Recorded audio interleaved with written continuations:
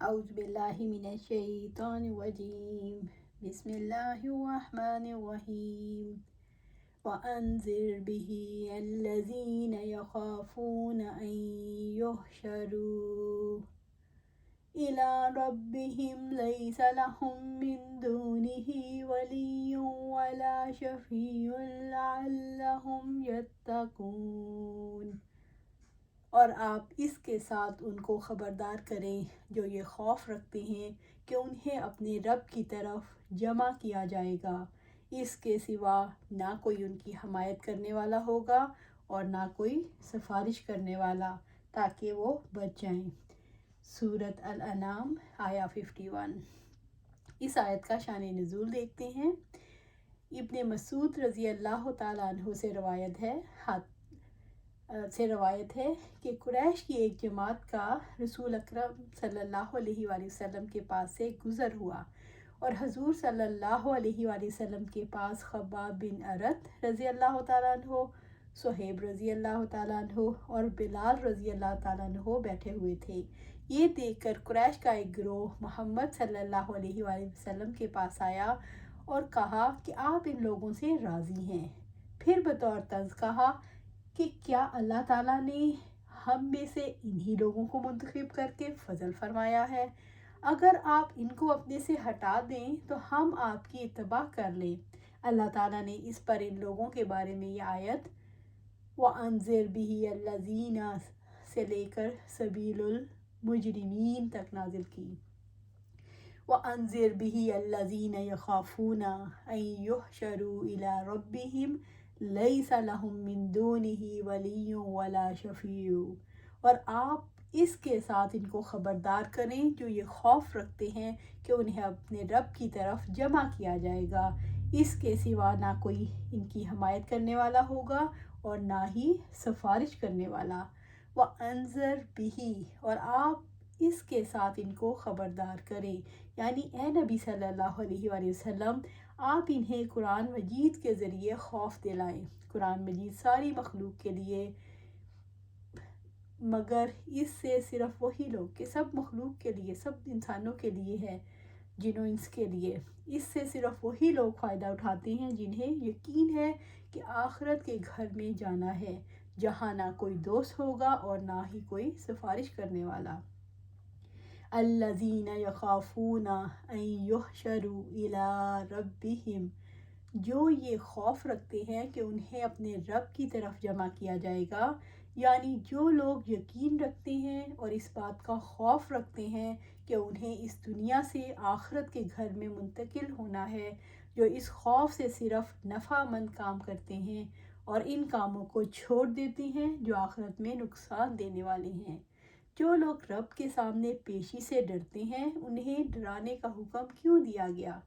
ڈر کی نفسیات میں جینے والے نصیحت قبول کرتے ہیں۔ جو کسی اندیشے میں جی رہے ہوں انہیں خطرے سے آگاہ کیا جا سکتا ہے۔ خوف کے تحت انسان اللہ کی بات کو قبول کر لیتا ہے، اس لیے ڈرانے کا حکم دیا گیا۔ انذار کسے کہتے ہیں؟ انذار یعنی ڈر، ڈراوا، دراصل آخرت کے بارے میں واضح بیان ہوتا ہے۔ انذار کے کیا نتائج نکلتے ہیں؟ انذار سے وہ امور واضح ہو جاتے ہیں جن سے وہ پہلے ہی ڈرتے ہیں۔ انذار کی وجہ سے لوگ متقی بن جاتے ہیں، یعنی اپنے دل میں یہ یقین رکھتے ہیں کہ اللہ تعالیٰ دیکھتا ہے، وہ مجھ سے میرے ان کاموں کا حساب لے گا، کیونکہ اللہ تعالیٰ کے عذاب کا خوف ان کاموں سے روکتا ہے جن سے وہ غضبناک ہوتا ہے، اور وہ کام کرنے پر آمادہ کرتا ہے جن سے وہ راضی ہوتا ہے۔ انذار کی وجہ سے اللہ تعالیٰ کی حدود توڑنے سے بچے رہتے ہیں۔ ڈراوے کن لوگوں پر اثر انداز نہیں ہوتے؟ جو لوگ بے خوفی کی نفسیات میں جیتے ہیں، ان پر ڈراوے اثر انداز نہیں ہوتے۔ جو ڈرتے نہیں وہ نصیحت بھی قبول نہیں کرتے۔ انسان کے اندر بے خوفی کی نفسیات پیدا ہونے کا عام طور پر کیا سبب ہے؟ دنیا پرستی بے خوفی کا سبب بنتی ہے۔ جو دنیا کی کامیابی پر مطمئن ہو گئے ہیں، انہیں یہ یاد ہی نہیں رہتا کہ مر کر اللہ کے سامنے پیش ہونا ہے۔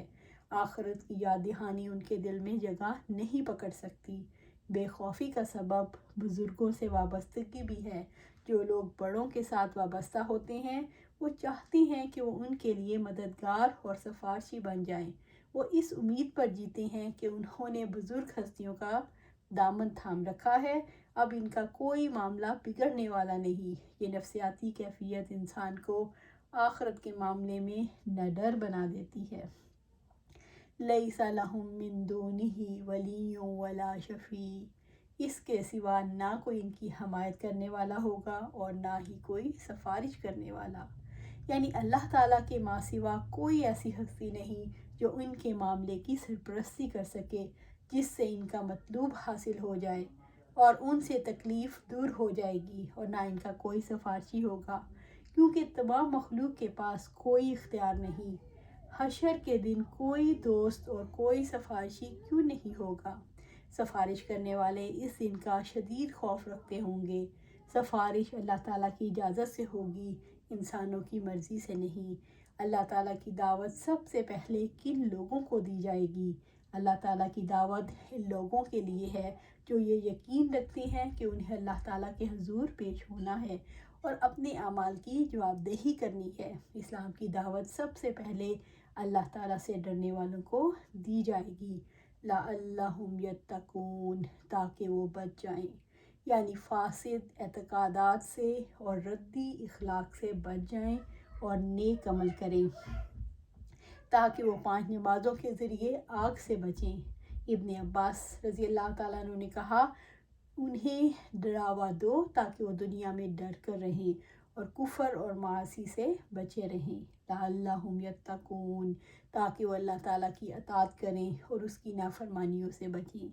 جب انذار ہوگا تو تقوی پیدا ہوگا، کیونکہ انذار تقوی کے اسباب اور موجبات میں سے ہے۔ وَلَا تَطْرُدِ الَّذِينَ يَدْعُونَ رَبَّهُمْ بِالْغَدَاةِ وَالْعَشِيِّ يُرِيدُونَ وَجْهَهُ مَا عَلَيْكَ مِنْ حِسَابِهِمْ مِنْ شَيْءٍ وَمَا مِنْ حِسَابِكَ عَلَيْهِمْ مِنْ شَيْءٍ فَتَطْرُدَهُمْ فَتَكُونَ مِنَ الظَّالِمِينَ، اور آپ ان لوگوں کو اپنے سے دور نہ ہٹاؤ جو صبح و شام اپنے رب کو پکارتے ہیں، وہ اس کی رضا چاہتے ہیں، ان کے حساب میں سے آپ پر کچھ نہیں اور نہ ہی آپ کے حساب میں سے ان پر کچھ ہے، کہ آپ ان کو اپنے سے دور ہٹا دیں، پس آپ ظالموں سے ہو جائیں گے۔ سورۃ الانعام آیا 52۔ سعد رضی اللہ تعالیٰ عنہ بیان کرتے ہیں، ہم 6 آدمی رسول اللہ صلی اللہ علیہ وسلم کے پاس بیٹھے تھے۔ مشرکین نے کہا، اے لوگو، ان لوگوں کو اپنی مجلس سے نکال دیں تاکہ یہ ہم پر جرأت نہ کر سکیں۔ ان لوگوں میں سے عبداللہ بن مسعود، قبیلہ حذیل کا ایک آدمی، بلال اور 2 آدمی تھے جن کے نام میں نہیں لے رہا ہوں۔ رسول اللہ صلی اللہ علیہ وسلم کے دل میں جو خیال اللہ نے چاہا وہ آیا۔ آپ ابھی سوچ ہی رہے تھے کہ اب کیا کرنا چاہیے کہ اللہ عز و جل نے یہ آیت نازل فرما دی، اور ان لوگوں کو دور نہ ہٹاؤ جو اپنے رب کو پہلے اور پچھلے پہر پکارتے ہیں، ان کا چہرہ چاہتے ہیں، یعنی اللہ سبحانہ تعالیٰ کا۔ سورۃ الانعام آیا 52۔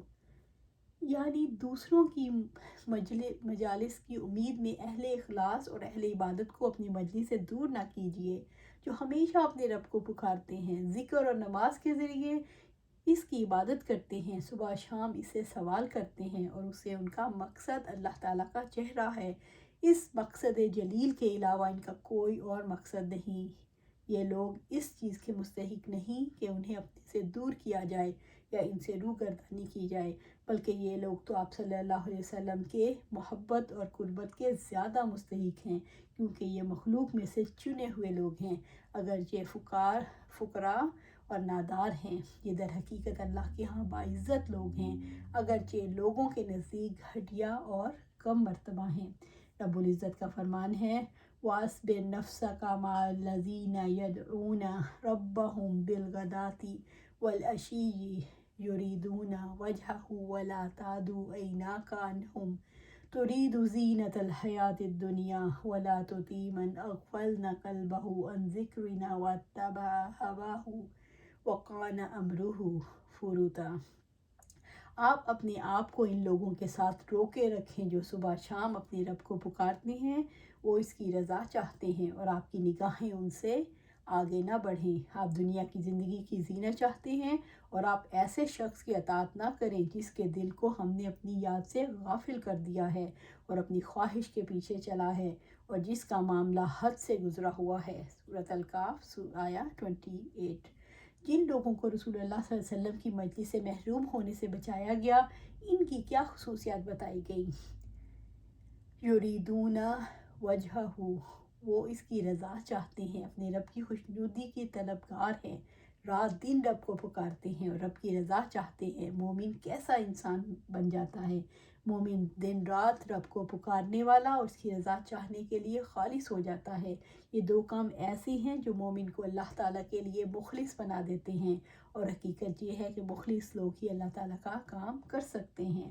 جب مومن نہایت خشوع و خضوع کے ساتھ رب کی طرف متوجہ ہو،